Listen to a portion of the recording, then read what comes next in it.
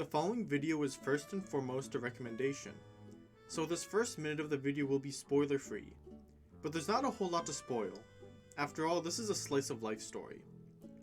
Aria the Masterpiece is one of the most relaxing reading experiences I've ever had.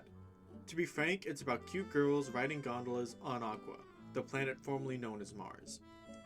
Reading a volume of Aria felt like a short vacation. Each chapter felt slow in the best way.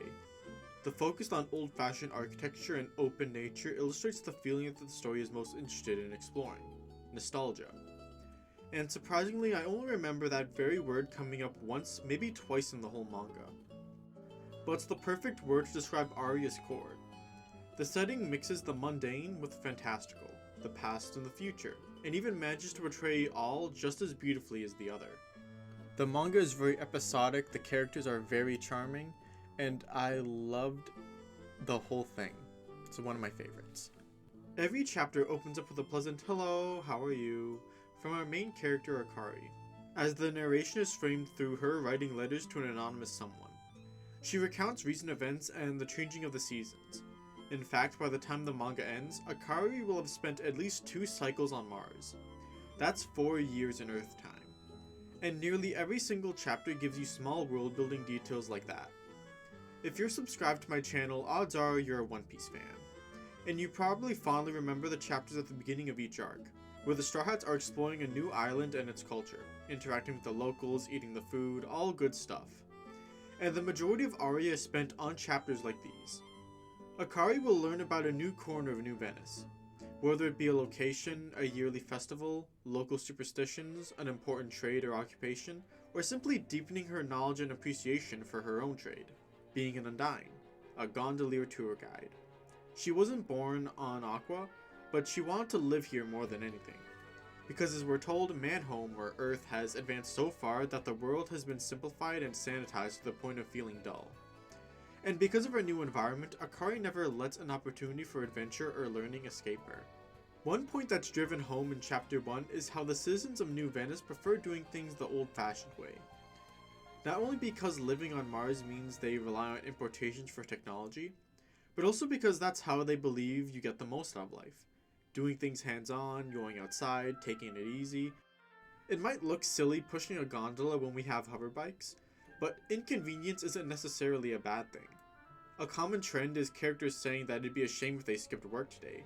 It's a manga about seizing the day in little ways. And if the setting didn't make it obvious, Aria is obsessed with time. The manga seeks to celebrate the past, the present, and the future simultaneously. It's not that one point in our lives or even our civilization can be objectively the best. Happiness comes after you have the ability to appreciate the things around you. My favorite chapter is without a doubt the Christmas one, where our resident moody girl Alice is disillusioned with the holiday because Santa's Mars witch wife isn't real and there's no such thing as magic, only for her mentor Athena to throw her a whimsical surprise party. The magic of childhood is that everything is new to us. But if we didn't have parents, teachers, and guardians creating these holidays for us and supporting us, we probably wouldn't have so much fond nostalgic memories. Many of our memories are beautiful because good adults took the time to craft those moments for us. Someone's gotta work the barbecue, and it's not gonna be someone who believes in Santa. But that must mean growing up is a sad thing, right? Once you're an adult, less people are gonna bring the fun to you. But that's a childish way to look at things. Adults can enjoy themselves in a bunch of ways children can't. Booze, independence, and media literacy, baby. A sentiment that many of the characters share is that childhood isn't more fun than adulthood. It's just a different kind of fun. And there's another type of fun children will never have. When you become too old to believe in Santa Claus, you gain the ability to become Santa Claus and create the magic yourself. Or become Santa's witch wife, but you get the idea. My favorite illustration in Aria is this spread right here, right before the party. Not just because it's a beautiful page with an emotional payoff, but one detail I particularly love is that you can still make out the strings over each bubble. Even in that awkward middle stage where Alice is at, where you just recently learned that Santa isn't real, where you can see the strings and the tricks behind magic, that doesn't have to make the illusion any less beautiful or thoughtful. If anything, you could finally see how thoughtful it is. And if you've ever made a kid smile, then you probably experienced a particular type of happiness they never will until they're far older. My younger days reading manga, watching anime, playing video games felt like magic. I couldn't give you a detailed explanation of the themes of my favorite video games or TV shows, or even tell you who created them, but I grew to love them anyway. Go back far enough and there was probably a time that I believed Ben 10 and Sonic the Hedgehog were real people. But I can't go back to that, even if I wanted to. I grew up. On one hand, I woke up one day realizing I lost the ability to earnestly get lost in any and all storytelling. My standards got higher and I started noticing things I didn't like. I started looking for art and dropping many of it before finishing. But I started finding new ways to appreciate these things. As I got older, magic turned into science. And while the feelings will never be the same, science is amazing in ways magic never can be. I started learning how exactly these stories are made and produced. I started keeping track of my favorite creators, and I began breaking down my favorite stories and trying to figure out why I can't stop thinking about them. I could notice cool details and connections that I never could before. Maybe I lost a purity of some kind, but in return, I got a deeper appreciation for all things. I think it was at the point that I read about 50 manga that I thought, I think I found all my favorites, which is really stupid. Because as long as you keep searching, you're eventually going to manage to find something that truly moves you. Maybe it's a goofy manga about pirates that you watched the anime for way back when, a historic drama about a family of executioners that you never learned about until later in life, or a relaxing slice of life about a girl on a gondola. Honestly, all of us are pretty spoiled considering there's thousands upon millions of works out there to explore. Never tell yourself you've seen it all, because you never will.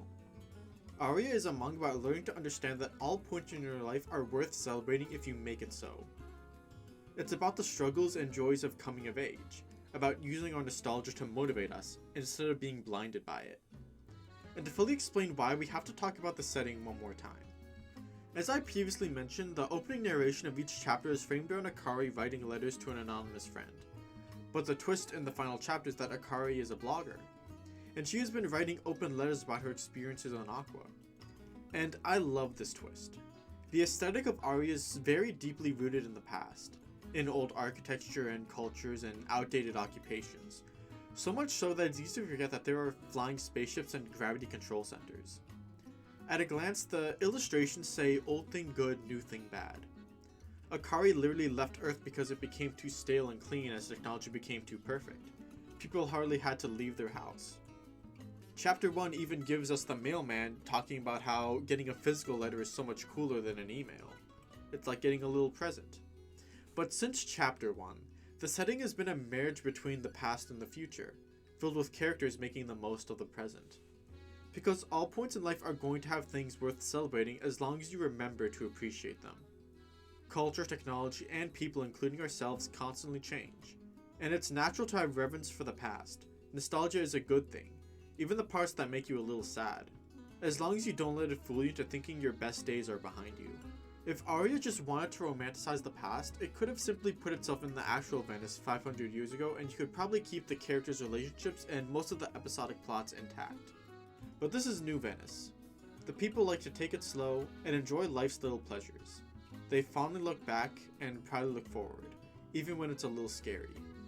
Akari learns about the joys of a physical letter through her interactions with the mailman, that there's a joy in having a present of sorts appear at your doorstep, and that was lost with emails. But Akari uses them all the time in her blog to share her love of Aqua with thousands or maybe even millions of people. And there's a beauty in that too. The trick is merely having the perspective to find the beauty in as many places and people and times as possible. Thank you for watching, like and sub if you want to see more, and take it easy.